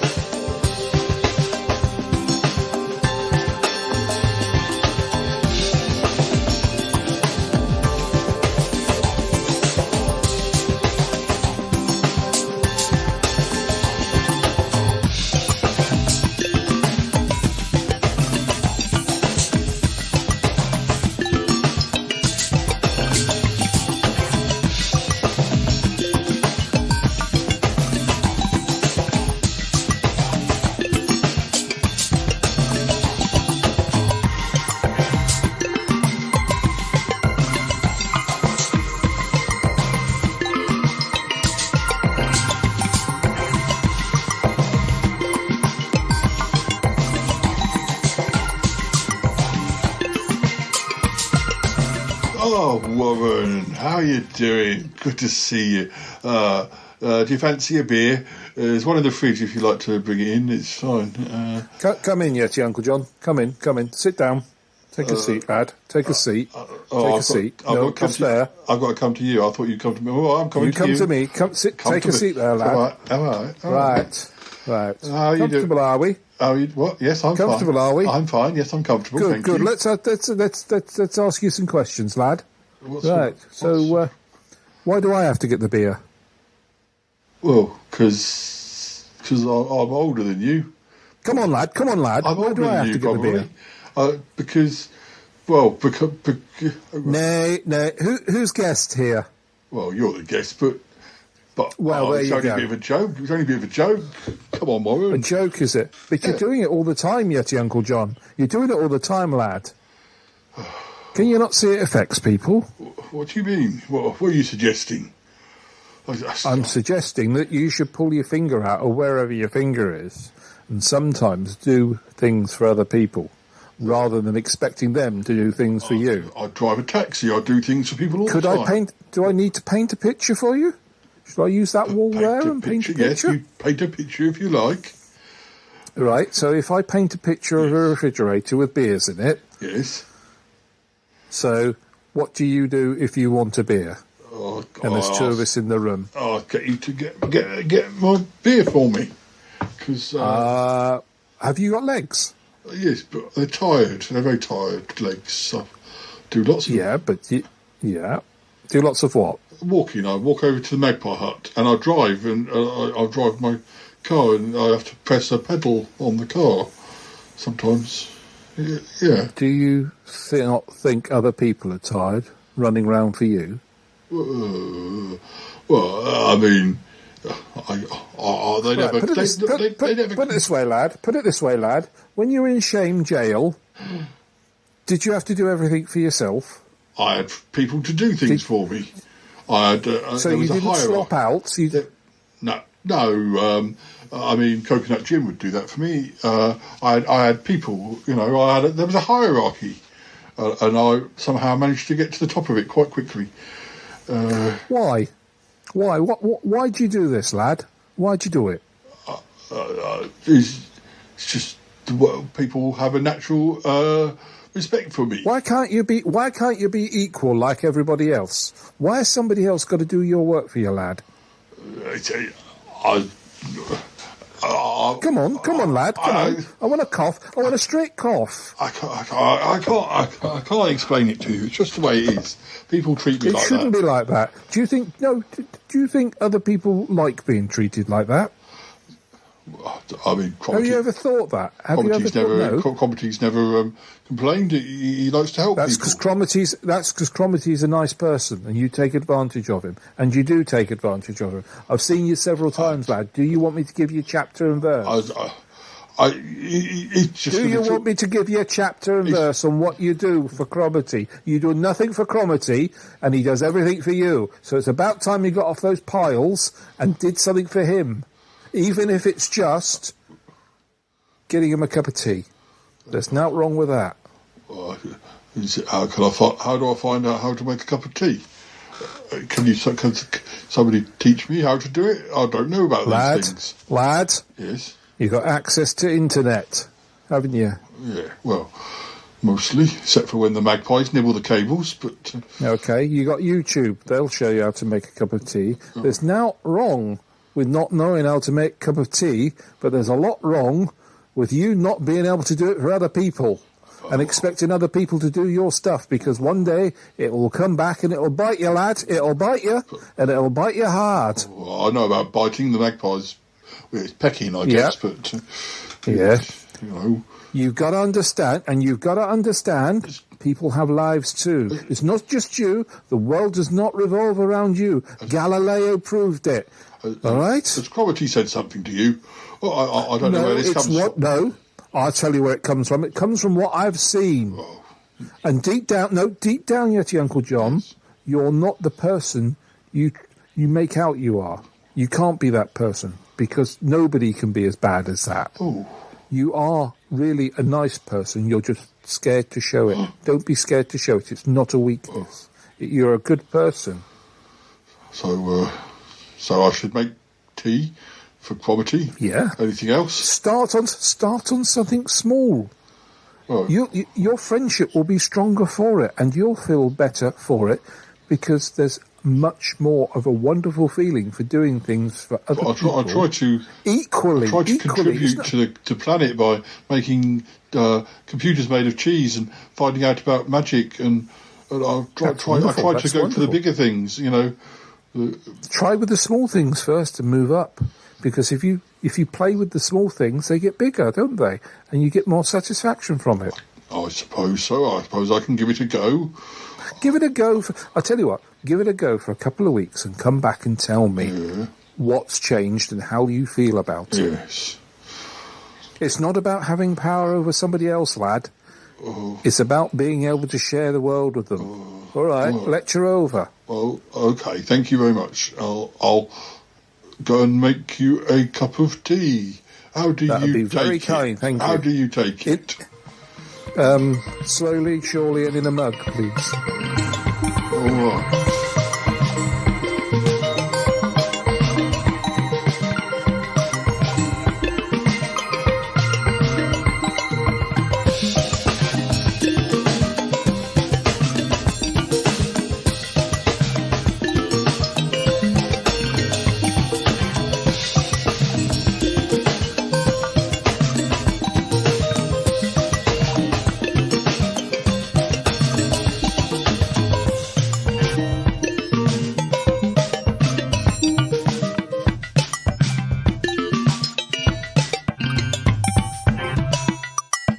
I think you did a good job on him. I don't know, you know. I think I went a bit Northern Barlow. I think I did a full Barlow. Well, I think that's what he needed to have.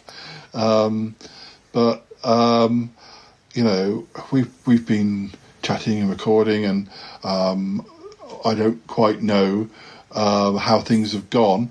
But I think perhaps we'll play a bit of music, and then we'll have a peek in and see if things have changed between... it's nothing like having a little peek down again, is there? Well, just to see how it's bubbling. Well, let's play a little bit of music, and when we come back, we'll peek through the round window and see what's going on.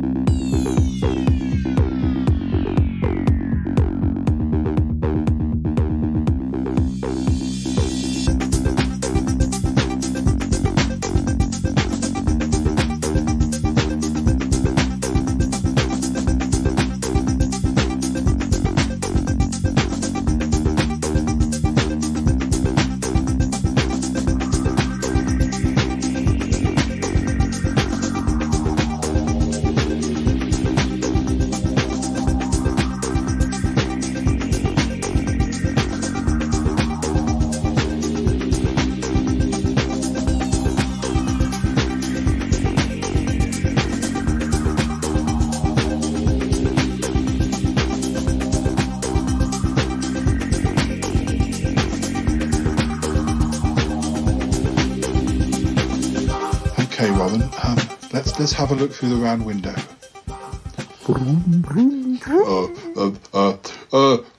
Cromarty, would you like a cup of tea? Yes, I would like a cup of tea, thank you very much. I asked for one about half an hour ago. Well, I'm terribly sorry. I really didn't mean to offend, but yes.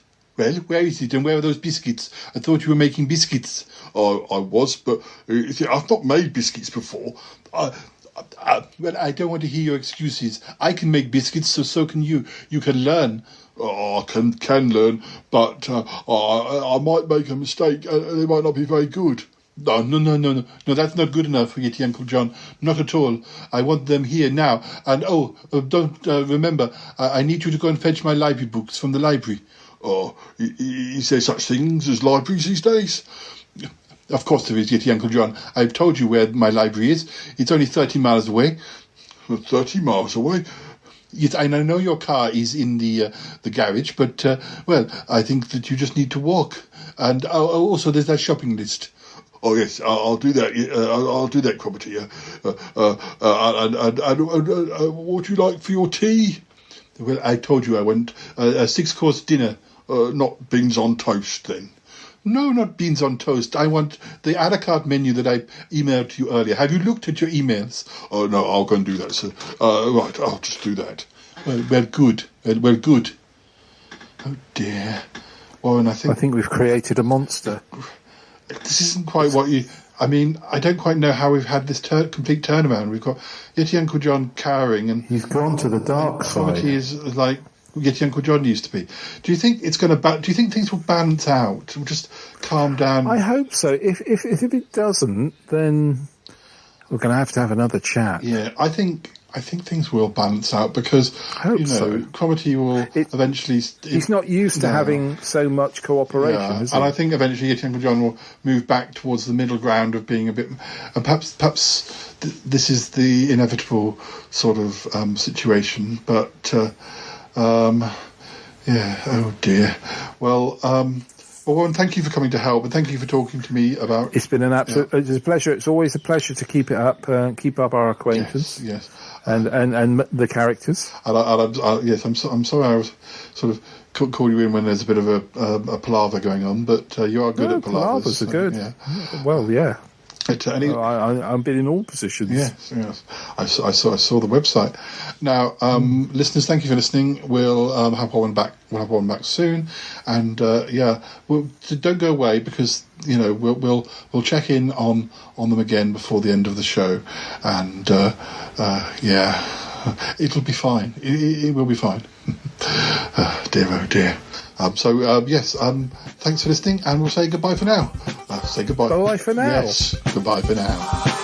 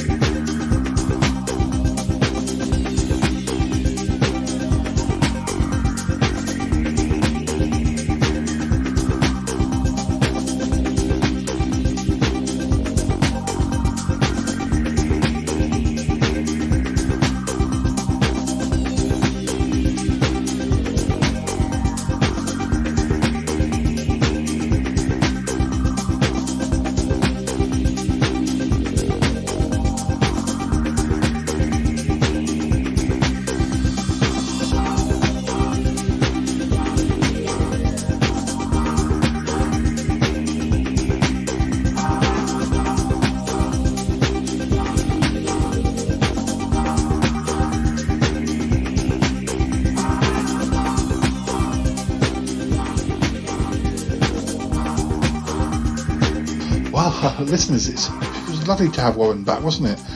He's so good on the show. He's so good with the regulars. But sorry, phone. Hello, Shayeti, can I help? Hello. Is there anybody there? I'm here. Can I help? Hello. Is Yeti Uncle John there? He's about, but I'm afraid he's a bit busy. What's he about? Oh, well, we're never too sure. I can take a message. Who's calling, please? Could you tell him Coconut Jim? Yes, that's me. I'm Coconut Jim. Coconut Jim. Hello, everyone. I'm Coconut Jim. Right. And does he has your number? Oh, I hope so. It's tattooed on the back of his Now, which part of his anatomy was it? Anyway, it's tattooed there somewhere. Yes, I'm sure he'll know. Well, thank you, Jim. I've heard of you. I've heard mention of you. Oh, thank you. Thank you. I'm sure he'll call you back very soon. Coconut Jim. Good, great. I'll leave a message and he'll call you back. Thank you. Go. Bye. Bye. Oh dear, how strange. That is weird. Listeners, that's very weird. There's two different people calling themselves Coconut Jim have called today. Neither of them sound the same, and I don't know. That's most odd. I'm going to have to go and look. I can hear the theme music coming. Warren's still here, and I've got to speak to him before he goes.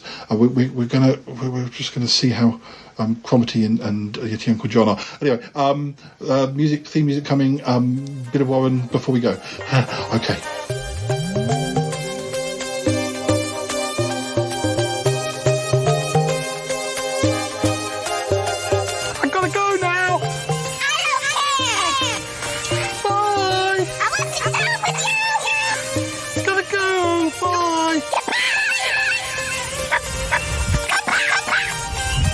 Goodbye, goodbye, goodbye, goodbye, goodbye, goodbye. It's been good, but yeah, definitely time to come home now.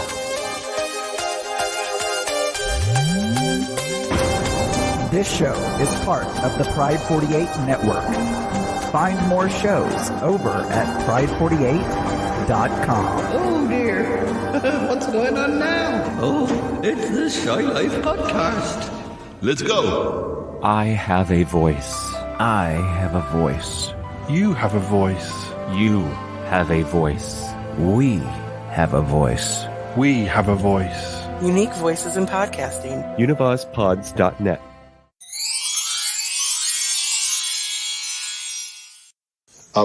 Warren, before you go, I think we better go in and talk to Cromitty and Yeti Uncle John. Okay. Just to see how they are. Yeti Uncle John, Cromitty, how are you doing? Fine. Hello, Warren. Hello, how are Cromitty. you? I'm glad. I'm fine, thank you. How are you? How are you doing? I'm fine. Would you like to make yourself tea? Yeti Uncle John could make it for you. How about? Yes, I could make it for you. That's very kind of you, Yeti Uncle John. You're a very kind person. I'd love to make you a cup of coffee, but yes, I'll go and do that. That's very kind of you, but only if you want to. I want to, yes. I want to make a cup of tea. But don't let people walk all over you. There needs to be that happy land we all meet in the middle for both of you. Because if you don't come together, then you're both going to go off in separate directions and you're never going to talk to each other, are you? Yeah. Cromitty, how are you? Is everything okay? Yes.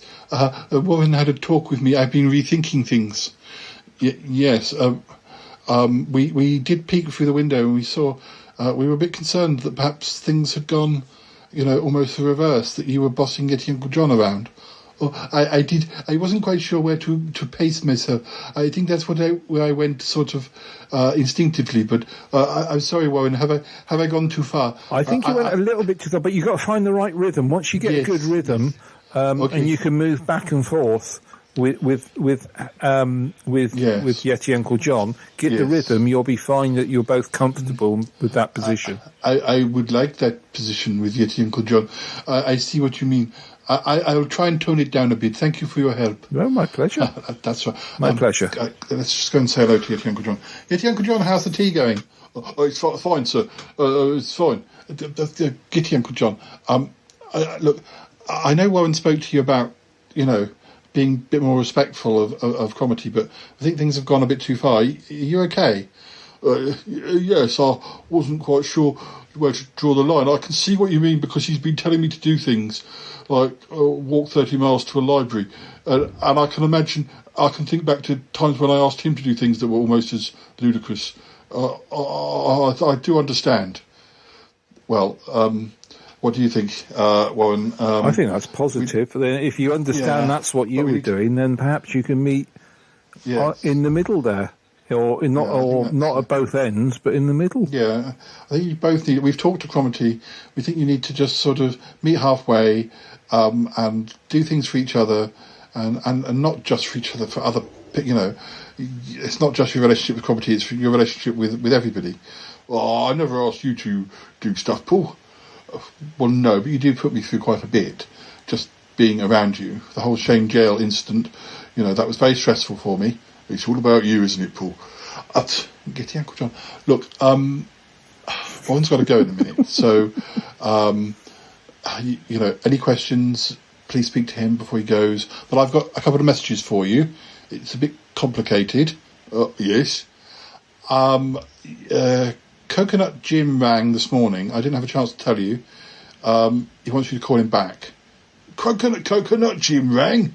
Yes, sort of deep voice. Oh, yes, I must call him, give him a call, the old chat. Oh, it's great to hear from him. Yeah. Who is the other phone call from? That's the complicated thing. The other person who called, well, he said his name was Coconut Jim. Guy with a high voice. What? Well, exactly, that's what I said to the listeners. How can Coconut Jim call twice with a different voice? I mean, what does Coconut Jim actually sound like? Well, he can be a little bit low, a little bit high. Depends on, you know, the time of day. Well, so maybe it was the same guy. Oh, I don't know. Do you have recordings? Well, I might have recordings because I was doing the show at the time. I'll play them to you. I think you should ring them back. You can't have two numbers. Oh, anyway, look, this is your problem to sort out. And yes, please sort it out. It's adding complex subplots to this episode. Oh, I'm terribly sorry, Paul. I'll go and sort it out. I'm just going to make this cup of tea for you all first. Well, do that. Anyway, Warren, there you go. Well, thank you very much for your help. More mysteries. No, thank you. Yeah, more mysteries as usual. Yeah, definitely. What is Coconut Jim doing with two voices? Yes, I guess we'll find out again next time. I'm not keen about Yeti Uncle John getting back. We might have to see how things go with Coconut Jim, and maybe he sounds a bit of a hard character. Yeah, it might be something. It might be something where we need you around to kind of to make judgment whether their friendship is something we should encourage. But anyway, you can always come over and talk about TV again. Absolutely, and other things. Yes, other things. And it's great to see everyone as well. Yes, brilliant to see everyone. Well, you'll probably have to. It's always good to talk to you, Paul. Yeah, it's always good. And I'm sure your fan club will want to check in on you. So, anyway, I hope not. Okay, well, we'll say goodbye. Safe journey home. Bye. Thank you. Bye now. Bye, everyone. Bye. Goodbye, Warren. Oh, yes. Goodbye. Is he waiting for his tea? Yeah, he'll have his tea, but we're stopping recording now. Oh, right, okay. Does he want a biscuit? I'm sure he'll want a biscuit, yes. Oh, and a patty cake biscuit. Ooh. I'm a big fan of his poetry. Oh my God, is this show over with yet? I'm flabbergasted. Oh, Paul, he's so sweet. Dealey! Hi, Dealey. This is just the weirdest thing I've ever heard. 588, 588, 500, 588, 500.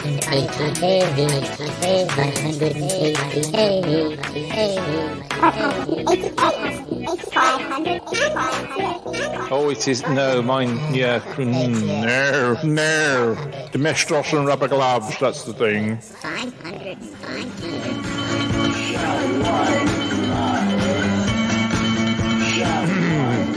Me. Him. 500. What's wrong with me? Why can't I count? Oh, Lord.